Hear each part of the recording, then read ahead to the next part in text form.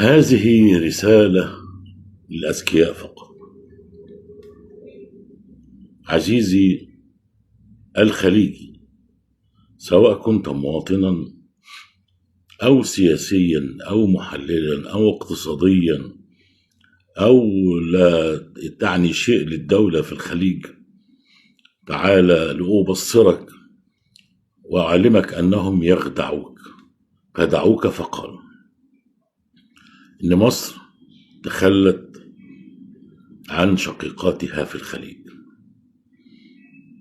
تعال نبسط الأمور ونحللها ونفندها بطريقة يفهمها القاسي والداني من دول الخليج والدول المجاورة.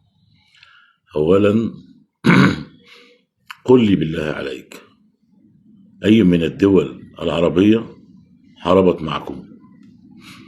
الإجابة مفيش. ثانيا، أنت أتيت بأمريكا وإسرائيل لتحارب معكم، مدفوعة الأجر، محدش قال حاجة، بفلوسك وبمالك، هتنول اللي ببالك. تمام؟ يعني هذه حرب أطرافها الخليج، دول الخليج، أمريكا، إسرائيل، وكل هذه مدفوعة الأجر. ثالثا، وهذه هي النقطة الأهم والفيصلية، لا يمكن لمصر أو مصر لا تستطيع الإحراج الدولي والتعاقدي والمعاهدي بيننا وبين إسرائيل، يعني تجعلنا مغلول الأيدي أو مكتوف الأيدي خارج حدود الدولة المصرية، عندما يكون الإسرائيليون طرفا في معادلة حرب ما. أنا يعني أجاهد معكم بالكلمة، بالمشورة، بالتفاوض، يعني بإيجاد حلول. يعني هنبقى هنقول حمامة السلام في المنطقة. فلما نيجي نرجع لهذه النقاط اللي احنا قلناها، هنجد ان الألسنة اللي قاعدة بتتطاول على مصر دي ناس يعني فكرها محدود. مصر نظرتها أوسع وأشمل من هذه النظرات القاصرة والأفكار العقيمة.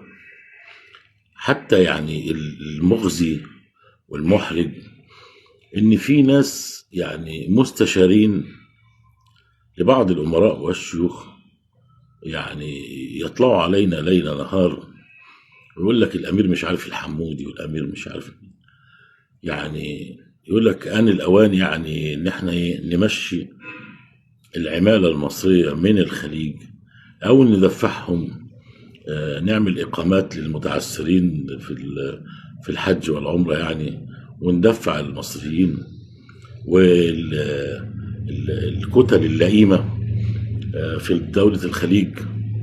يعني من إمتى المصريين يعني لئام؟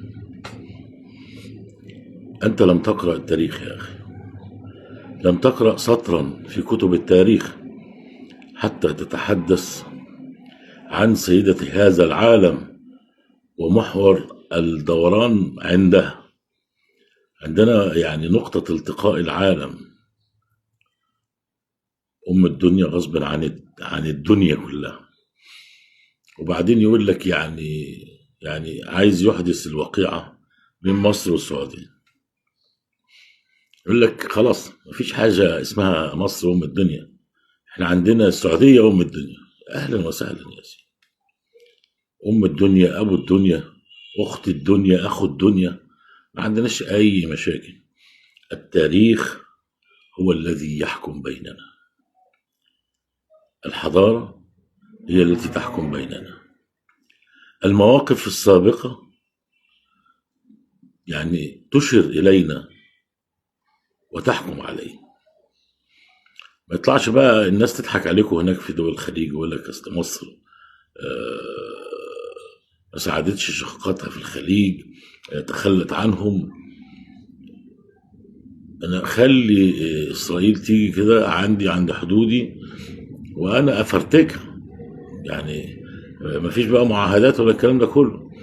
انما انت ما تشعرنيش بحرج في معادله فيها اسرائيل. ما كانش فيها اسرائيل كنا ممكن نتدخل، كنا ممكن يعني ممكن احنا نساعد بالعتاد، بالمشورة، بالطيارين، بالخبرة الجوية، بالخبرة في الدفاع الجوي، في انما انت تشعرنا بالحرج. انت تدير حرب احد اطرافها اسرائيل، يعني عار عليا لو انا دخلت هذه الحرب. انتوا مش واخدين بالكم من القصة دي. يعني حبيت اعرض الى هذه النقاط الهامة، وفي نقاط كتيرة وكبيرة، يعني في نقاط معلوماتية ومخابراتية يعني كبيرة، ما ينفعش ان حد